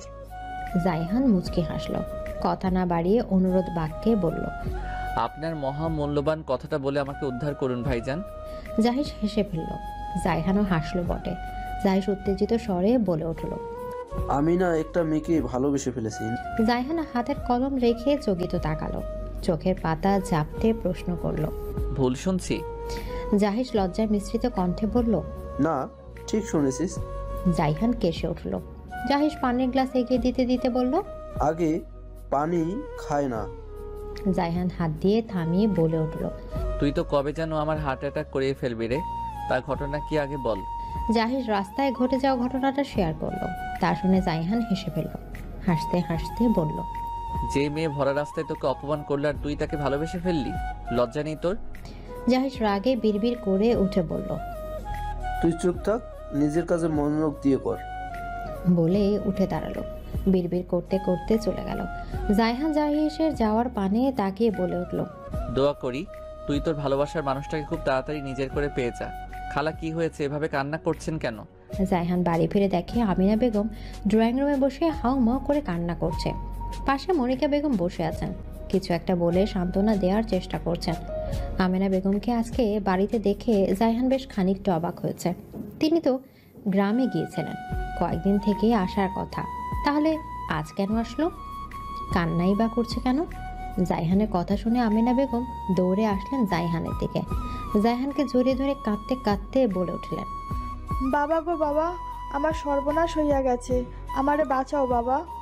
জায়হান তাকে শান্ত করতে বলে উঠল, খালা আপনি কান্না থামান, কি হয়েছে আমাকে বলেন, আমি সাধ্যমতো চেষ্টা করব আপনাকে সাহায্য করার। আঙ্কেলের কিছু হয়েছে? অসুস্থ হয়ে পড়েছে?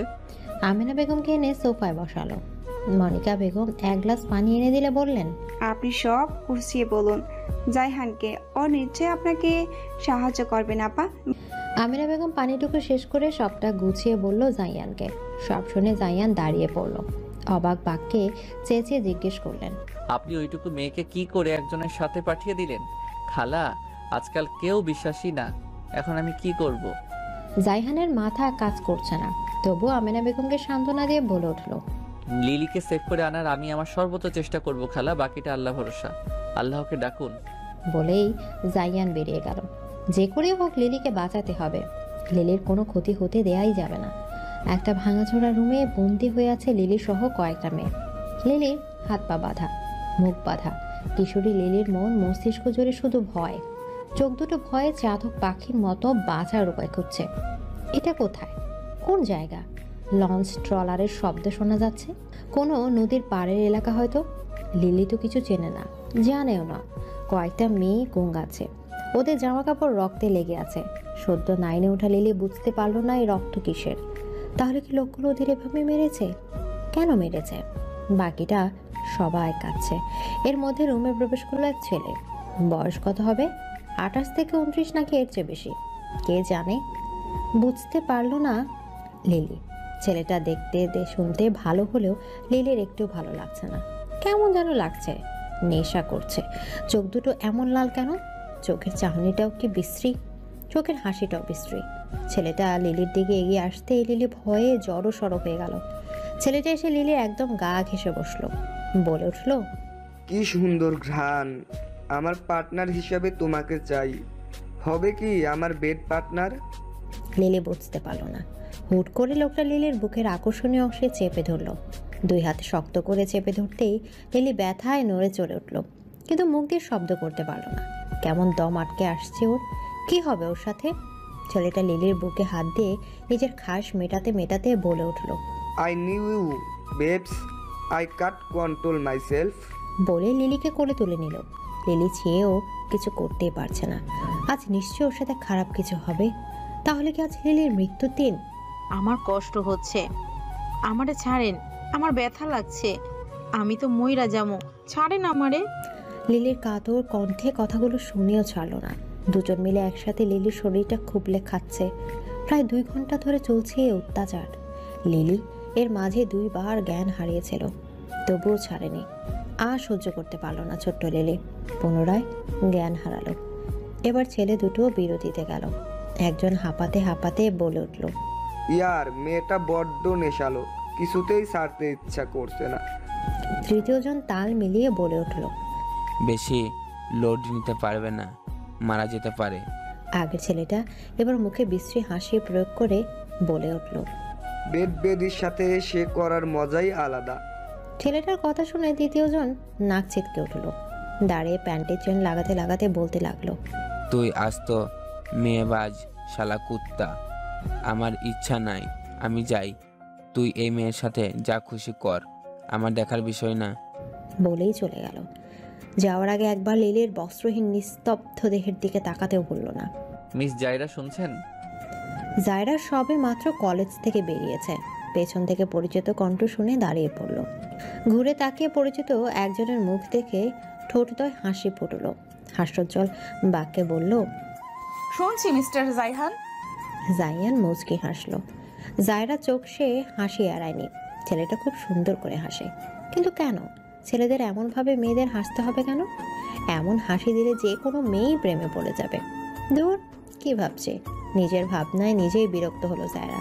মনে মনে বলে উঠল, জীবনে দ্বিতীয়বার যে আসবে সে খুব দামি হবে, পারফেক্ট নয়, পার্মানেন্ট হবে।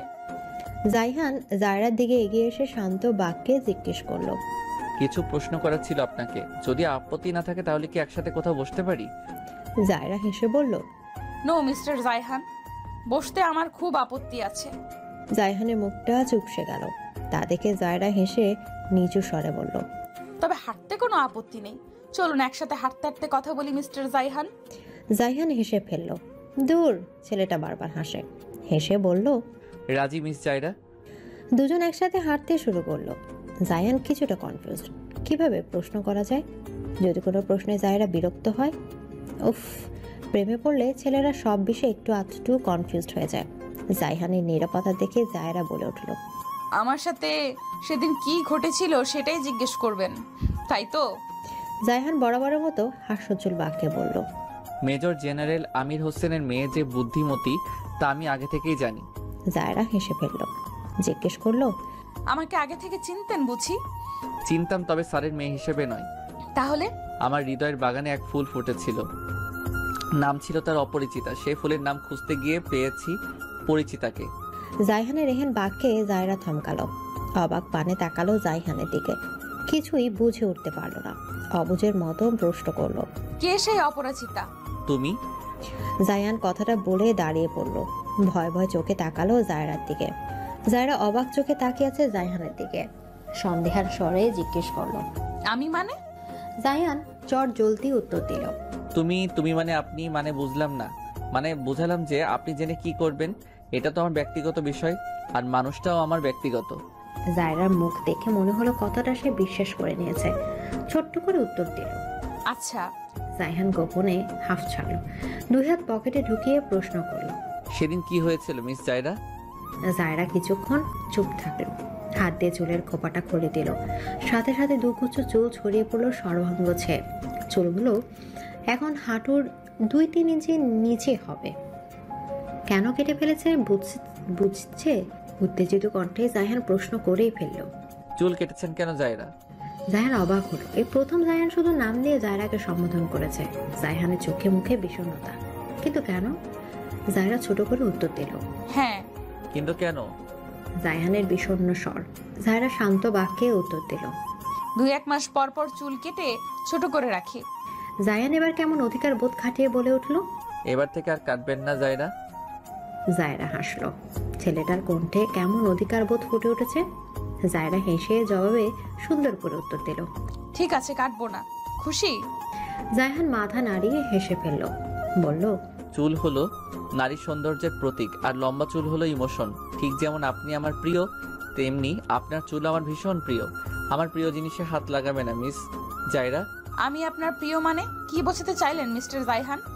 জাইহান থতমত খেয়ে উঠল। কি হয়েছে আজকে ওর? বারবার মুখ ফসকে হৃদয়ের আগোছালো কথাগুলো বেরিয়ে আসছে কেন? জাইহান প্রসঙ্গ পাল্টে প্রশ্ন করলো, আপনাকে কি আপনার হবু স্বামী মোলেস্ট করার ট্রাই করেছে মিস জায়রা? জায়রা সাথে সাথে উত্তর দিল, না। তাহলে কে সে? জায়হারের পাল্টা প্রশ্নে জায়রা নরম সুরে বলা শুরু করলো, আমি জানি না। আমাকে সেদিন কলেজ থেকে বাড়ি ফেরার রাস্তায় তুলে নিয়ে যাওয়া হয়েছিল, কিন্তু 1 ঘন্টার আগেই তারা আমাকে ছেড়ে দেয়। কেন ছেড়ে দেয় তা আমি জানি না, কিন্তু ওই 1 ঘন্টা আমার সাথে তারা নোংরামি করেছিল, আমাকে বাজেভাবে ছোঁয়ার চেষ্টা করেছিল।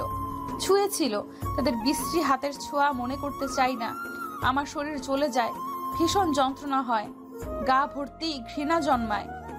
জায়রা কথাগুলো বলতে বলতে কেঁদে ফেলে। হুট করে ফুটপাতের ধারে দেয়াল ঘষে বসে পড়ে। জায়ান নিস্তব্ধ হয়ে দাঁড়িয়ে রইল। জায়রা কিভাবে বসে থাকতে দেখে ভয় পেয়ে গেল। কম্পিত সুরে প্রশ্ন করলো, আপনি ঠিক আছে জায়রা? জায়রা ছল ছল চোখে তাকালো। জাইহানের চোখে চোখ রেখে কান্নারত বাক্যে বলল, আপনি আমাকে একটা হেল্প করবেন জাইহান? বলুন। আমাকে একটা গাড়ি ডেকে দিবেন, বাড়ি যাব, মাথা যন্ত্রণা করছে। জাইহান উত্তর দিতে পারল না। নীরবে হাত বাড়ালো জায়রার দিকে। জায়রা জাইহানের হাতটা শক্ত করে ধরে উঠে দাঁড়ালো। জাইহান আর সিভিল ড্রেসে বের হয়েছে, গাড়িও নেই সাথে।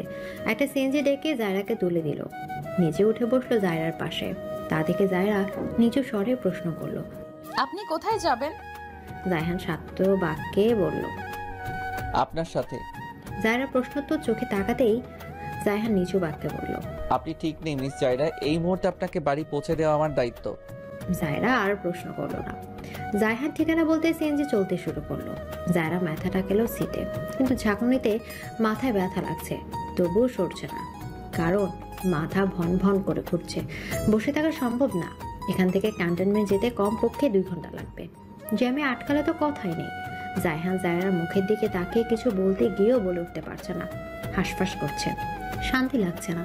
অশান্ত মন বারবার জায়রাকে বুকে নেওয়ার ইচ্ছা বাঁধছে। জায়হান অনেক ভেবে চিনতে আমতামটা করে বলে উঠল, জায়রা শুনছেন? আমার কাঁধে মাথা রাখবেন? কথাটা বলে ঢোক গেল জায়হান। জায়রা কি এখন খারাপ ভাববে? জায়রা চুপ রইল। কিছু সেকেন্ড অপেক্ষা করে জায়হান পুনরায় বলে উঠল, আপনি মাথায় ব্যথা পাচ্ছেন জায়রা, যদি সমস্যা না থাকে তাহলে আমাকে ভরসা করতে পারেন। জায়রা কথা বলল না। জায়হান আশা ছেড়ে দিল, দৃষ্টি দিল বাইরের দিকে।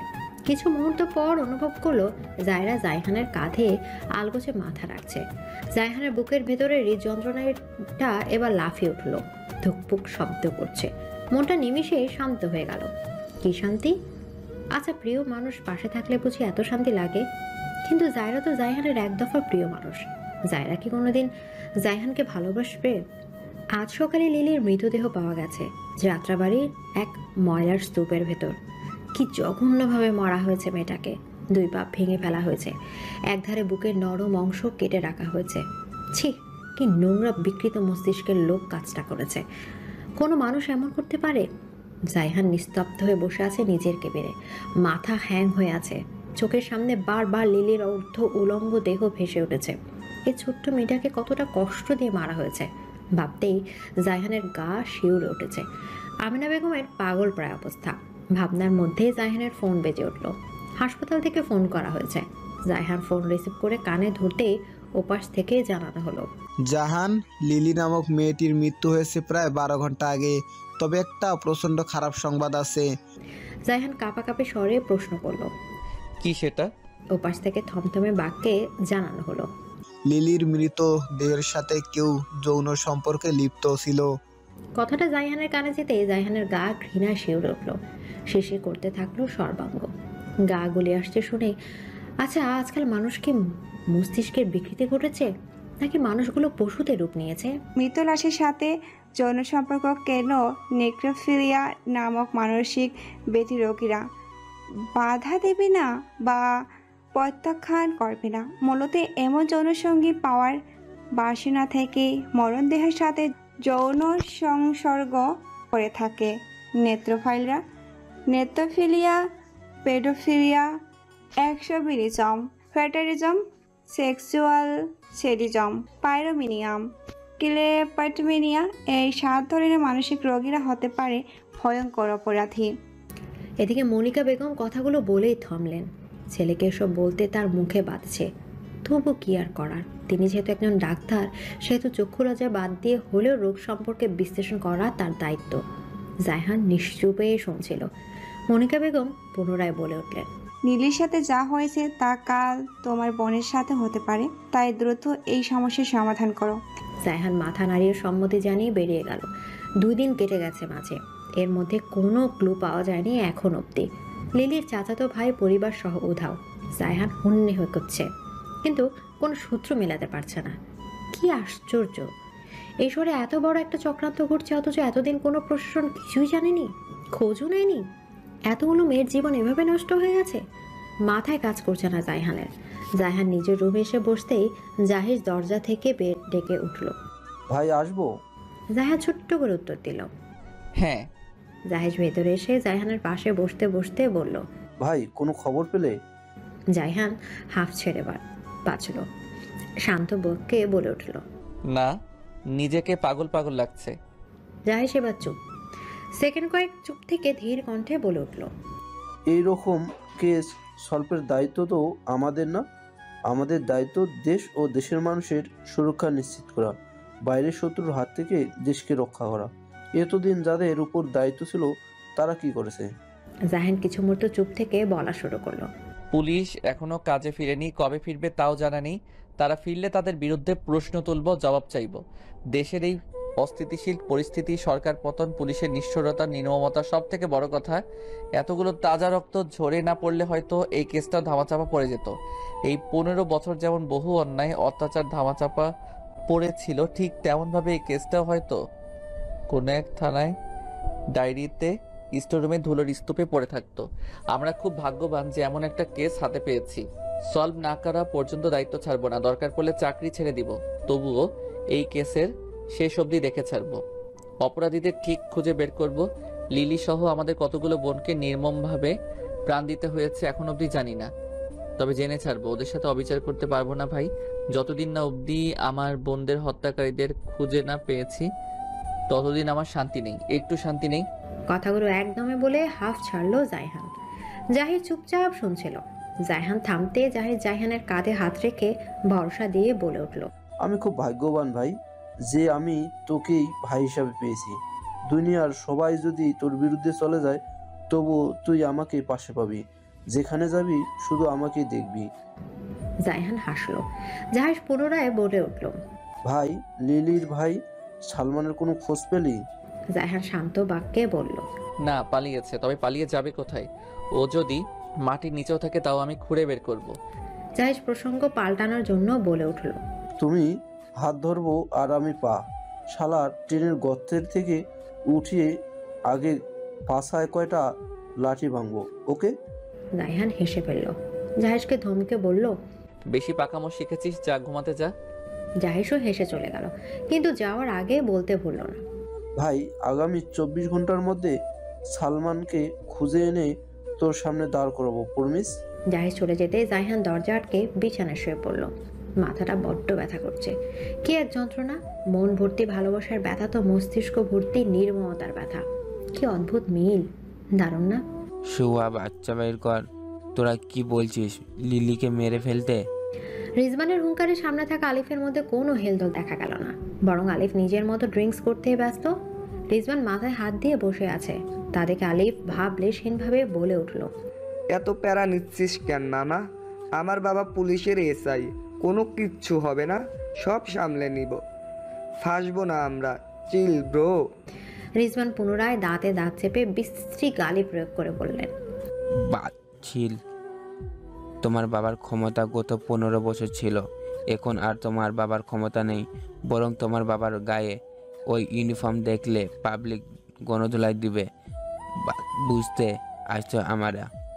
আলিফ হেসে বলল, শব্দ করে হাসলো, কিছুটা মন ক্ষুণ্ণ হয়ে উত্তর দিল, মামা আমার বাবা পুলিশ বলেই কিন্তু এই ঘটনা ধাপাধাপ পড়েছিল। এতদিন আমার বাবাকে ছায়া বানিয়ে তোরা নিজেদের সাধ্য হাসিল করেছিস, আর এখন আমার বাবার উপকার ভুলে গেলি।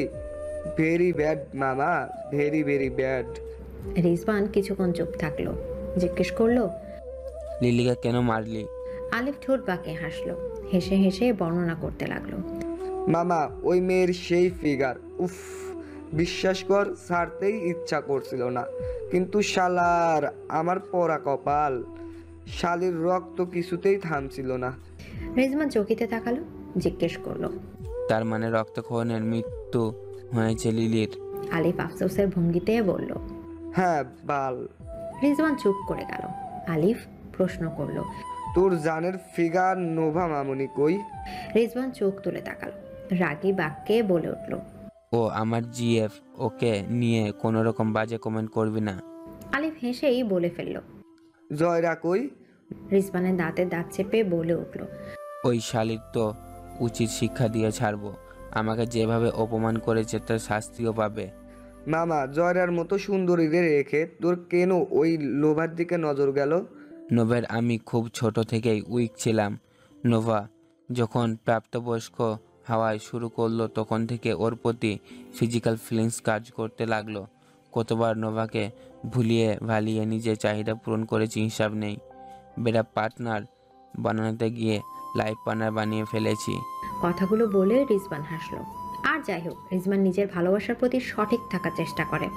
আলিফ এবার বেশ গভীর ভাবনা নিয়ে জিজ্ঞেস করলো, এতই যখন লোভার প্রতি তোমার ভালোবাসা, তাহলে জয়বান পিছনে কেন ঘুরঘুর করতেছিল? রিজবান শান্ত বাক্যে উত্তর দিল, জয়রাকে হাত করতে পারলে জয়রার বাবার খুব কাছাকাছি থাকা যেত। জয়রাকে একবার নিজের কাছে নিয়ে আসতে পারলে জয়রাকে কেন্দ্র করে ওই কেসটা থামাচাপা দেওয়া যেত, কিন্তু আমরা অতি লোভের সব হারালাম। আলিফ হাসলো। বোতলে থাকা ড্রিঙ্কসটুকু শেষ করে বলে উঠল, জয়রা তোকে সত্যি ভালোবাসতো মামা। ভুলে যাস না, যে ঠকায় সে ঠকে। আফসোস যেন করতে না হয় কোনোদিন। তারপর দেখবি আমার মতো ভর ঘুরে প্রেমিক গেছিস। বলে হাসতে হাসতে উঠে গেল। ডান্স করতে থাকা মেয়েটির সাথে গিয়ে ডান্সে মগ্ন হলো। মায়েরা আজ থেকে বাইরে বের হওয়া বন্ধ। জাইহানের করা বাক্যে কথাটা শুনে মায়েরা অসহায় চোখে মনিকা বেগমের দিকে তাকালো। তা দেখে মনিকা বেগম জাইহানের সাথে তাল মিলিয়ে বলে উঠলেন, হ্যাঁ, এখন থেকে তুমি একা কোথাও যাবে না। যখনই বাইর হবে আমাদের কাউকে সঙ্গে করে নিয়ে বের হবে। মায়েরা কিছু বলল না, মন খারাপ হলো, পাত্তা দিল না। তার ভাই মা নিশ্চয়ই ভালোর জন্য বলেছে। দেশের এই পরিস্থিতিতে জনজীবনে দুর্ভোগ নেমেছে, তার মধ্যে অসহায় মেয়েগুলোর উপর এভাবে নির্যাতনও চলছে। আল্লাহ জানেন কার ভাগ্যে কি আছে। যদি মায়েরার সাথে এমন হয় ভেবে মায়েরা কেঁপে উঠল। মা আর ভাইয়ের সিদ্ধান্ত মেনে নিল। এর মধ্যে জাইহানের ফোনটা বেজে উঠল। জাহিস ফোন করেছে। জাহির ফোন রিসিভ করতে জাহিস বিস্ফোরিত বাক্যে বলে উঠল, ভাই। জাহিস হাঁপাচ্ছে। জাহিন এপাশ থেকে চিন্তিত বাক্যে জিজ্ঞেস করলো, কি হয়েছে ভাই? জাহিস ওপাশ থেকে বলে উঠল, সালমানের খণ্ডিত দেহ পাওয়া গেছে। জাইহান নিস্তব্ধ হয়ে পড়ল। নিজেকে অসহায়ের থেকেও বড় অসহায় লাগছে। সব প্রমাণ এভাবে লোপাট করে দেওয়া হচ্ছে। আচ্ছা, প্রমাণ লোপাট করে দেওয়ার উপায় কি এত জঘন্য হয়? প্রতিদিন শহরের আনাচে কানাচে থেকে মেয়েরা উধাও হয়ে যাচ্ছে, তাদের বিশ্রীভাবে হত্যা করা হচ্ছে। আজ অন্যের বোন তো কাল আমার বোন, আজ অন্যের মেয়ে কাল আপনার মেয়ে। এভাবে আর কতদিন চলবে? আর কতদিন আপনি মুখে তালা লাগিয়ে বসে থাকবেন স্যার? আপনি তো সব জানেন। তাকে কেন অ্যারেস্ট করছেন না স্যার? তাকে কেন সবার সামনে নিয়ে আসছেন না স্যার? মানিক এসবের পেছনে আপনার কোনো হাত আছে? কিসের ভয়ে আপনি চুপ আছেন? আজ আপনাকে সব প্রশ্নের উত্তর দিতে হবে। এদিকে জাইহান উচ্চ বাক্যে কথাগুলো বলে উঠল। আমির সাহেব কথাগুলো শুনেও উত্তেজিত হয়ে কিছু বললেন না, শান্ত বাক্যে বললেন, জাইহান, শান্ত হও, আমার কথা শোনো। কিছু সময় উত্তেজিত হয়ে সব সমস্যার সমাধান করা যায়। দাবা খেলতে জানো নিশ্চয়ই? দাবা খেলাটা যেমন বুদ্ধির খেলা, তেমনি অপরাধী শনাক্ত করাও বুদ্ধির কাজ। আমি চুপ করে আছি তার কারণ পুলিশের এসআই এই অপরাধের সাথে যুক্ত। তাকে যদি সবার সামনে নিয়ে আসি তাহলে যে প্রধান অপরাধী সে সাবধান হয়ে যাবে। আমাদের কাজের ফলাফল আমার মেয়ে বা তোমার বোনও পেতে পারে। তখন কি ঠিক হবে? জাইহানের বুকটা ধক করে উঠল। এভাবে তো ভাবেনি, তাহলে করবেটা কি? এভাবে তো চুপ থাকা যায় না। জাইহান ভাবুক স্বরে প্রশ্ন করলো, কিন্তু স্যার এভাবে চুপ করে থাকলে আরো কত মেয়ের জীবন শেষ হবে ভাবতে পারছেন? আমির হোসেন সাহেব কিছু সেকেন্ড ভেবে উত্তর দিলেন, তোমাকে একটা অনুরোধ করব। জাইহান নির্দ্বিধায় বলল, আদেশ করুন। আমির হোসেন বললেন, আমার মেয়েকে তোমাদের বাসায় কিছুদিন আশ্রয় দিবে? জাইহান চকিত তাকালো। চাঁদ হাতে পাওয়ার খুশিতে লাফিয়ে উঠতে মন চাইল। পরক্ষণে মনের খুশি মনেই চেপে রাখলো। চাঁদ তো ওখানে ওর নয়, তার মানে সেই চাঁদের উপর ওর কোনো অধিকার নেই। জাইহান শান্ত বাক্যে জিজ্ঞেস করলো, কিন্তু কেন স্যার? আমির সাহেব চিন্তিত ভঙ্গিতে জবাব দিলেন, আমার বাড়ি আর আমার মেয়ে দুজনের উপরেই শত্রুপক্ষের নজর পড়েছে। আমি সারাদিন বাইরে থাকি। জায়রার মা ভীতু মানুষ। মেয়েটাকে নিয়ে আমি এক সেকেন্ড চিন্তামুক্ত থাকতে পারি না। জাইহান আচমকা প্রশ্ন করলো, স্যার যারা আপনার শত্রু তারা তো আমারও শত্রু, তাহলে আপনি বিশ্বাস রাখছেন কিভাবে যে আপনার মেয়ে আমার কাছে নিরাপদে থাকবে?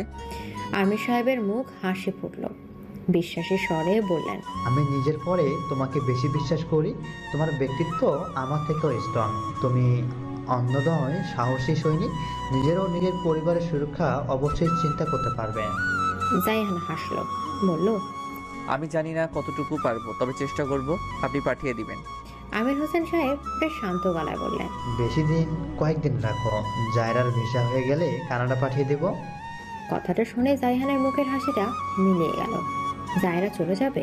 মুখের ভেতরটা চিনচিন ব্যথায় শিউরে উঠল, তবু আলতু হেসে বলে উঠল, ঠিক আছে। এদিকে পুলিশের SI হাবিব ইসলামের পদত্যাগের জন্য আন্দোলন হচ্ছে, কিন্তু তিনি নিজের জায়গা অটল, কিছুতেই পদত্যাগ করবেন না। আলিফ মুখে মাস্ক দিয়ে পুলিশ স্টেশনে ঢুকে সোজা হাসিব সাহেবের কেবিনে ঢুকলো। রুমে পরিচিত কাউকে দেখে হাসিব সাহেব চেয়ার ছেড়ে উঠলেন। ছেলের সামনে এসে হুঙ্কার দিয়ে বলতে লাগলেন, তোর জন্য আমার আজ এই অবস্থা। তোর মতো ছেলে জন্ম দেওয়াই আমার ভুল। আলিফ কথাগুলো গায়ে মাখল না, মুখের মাস্কটা খুলে শান্ত বাক্যে বলল, ওহ বাবা, শান্ত হও। এই বয়সে এত উত্তেজিত হয়ে পড়লে হার্ট অ্যাটাক হয়ে যেতে পারে। এই মুহূর্তে ছেলের মুখের থেকে এমন কথা আশাই করেননি তিনি। রাগে গা শিরশির করছে। আলিফ জানালা দিয়ে একবার বাইরে তাকিয়ে লোকজনের সমাগম দেখে ভাবুক স্বরে বলে উঠল, তোমাকে এখান থেকে বের করে নিয়ে যাওয়া অসম্ভব বাবা। এখন থেকে বাইরে বের হলে গণপিটুনি তোমার জীবন দেওয়া লাগবে। হাসিব সাহেব ভয়ে ঢুকিল। কাপা কাপা হাতে ফোন করে কল করলেন কাউকে। কয়েকবার রিং হতে ওপাশ থেকে কল রিসিভ হতেই হাসিব সাহেব কম্পিত বাক্যে বলে উঠলেন, স্যার আমাকে বাঁচান, আমার সব হারাতে বসেছি আমি। ওপাশ থেকে লোকটা বেশ শান্ত স্বরে বলল, হাসিব, তোমাকে বাঁচাতে পারবো, কিন্তু তোমার গদি বাঁচানো আমার পক্ষে সম্ভব না। দেশ এখন উত্তাল, ছাত্র সমাজ পুলিশের উপর ভয়ঙ্কর রূপে ক্ষেপে আছে। নিজেকে বাঁচাতে চাইলে পত্যাত্যাগ করে সরে যাও, বাকিটা সামলে নিব। বলে তিনি ফোন রেখে দিলেন। হাসিব সাহেব উপায়ন্তর না পেয়ে পদত্যাগ করার সিদ্ধান্ত নিলেন। পদত্যাগপত্র জমা দিয়ে এক প্রকার পালিয়েও গেলেন। জাহিজ দৌড়ে জাইহানের কেবিনে ঢুকলো। জাহির সব কাজ গুছিয়ে বের হওয়ার জন্য তৈরি হচ্ছিল। জাহিজকে এমন হন্তদন্ত হয়ে ভেতরে ঢুকতে দেখে জাইহান ভরকে গেল। অবাক পানে জিজ্ঞেস করলো, কি হয়েছে ভাই? জাহিজ হাঁপাতে শুরু করলো, কাঁপাকাঁপি স্বরে বলে উঠল, ভাই, মায়েরা। জাইহানের আত্মা কেঁপে উঠল। জাহিজের সামনে এগিয়ে গেল, দুই বাহু চেপে জিজ্ঞেস করলো, মায়েরা কি হয়েছে? মায়েরার ঠিক আছে, ও কথা বল ভাই। জাহিজ কেঁপে উঠল, ফুপিয়ে কান্না করে দিল বাচ্চাদের মতো। জাইহানের কণ্ঠস্বর দিয়ে শব্দ বের হচ্ছে না, তবুও কোনো রকম থেমে থেমে জিজ্ঞেস করলো, ভাই মায়েরা কোথায়? জাহিজ এবার কাটারত বাক্যে বলে উঠল, মায়েরাকে খুঁজে পাওয়া যাচ্ছে না ভাই। জাইহান থেমে গেল, এক পা পিছিয়ে গেল। মাথার উপর যেন আকাশটা ভেঙে পড়ল। দুই ভাইয়ের নয়নের মনি মায়েরা। মায়েরার কিছু হয়ে গেলে ওরা বাঁচবে কিভাবে? জাইহানের বুকটা কাঁপছে, শরীর কাঁপছে, শক্তপোক্ত মানুষের দেহ নুয়ে পড়ছে, কথা বলার শক্তি পাচ্ছে না। কি হবে এবার? সব কি তাহলে শেষ হয়ে যাবে? মায়েরাকেও কি লিলির মতো জীবন দিতে হবে? না, ভাবতে পারছে না জাইহান। মাথাটা ঘুরতে শুরু করলো। এদিকে চারিদিক নিস্তব্ধ। মায়েরার হাত পা চোখ মুখ শক্ত করে বাঁধা, দম আটকে আসছে, শ্বাস নেওয়ার জন্য ছটফট করছে। কি হবে? কি হবে? ভয় বুকের ভেতরটা ধরফর করছে। হঠাৎ করে একজন পুরুষের শক্ত বাক্যে কানে আসলো, মেয়েটা কোথায়? মায়েরার কেন যেন এই স্বর বড্ড চেনা লাগছে, কোথায় যেন শুনেছে, খুব পরিচিত।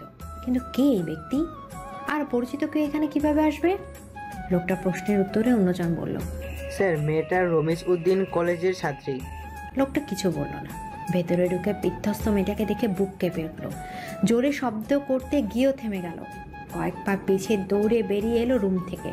ছেলে দুটো হঠাৎ এমন কাণ্ড দেখে ভয় পেল।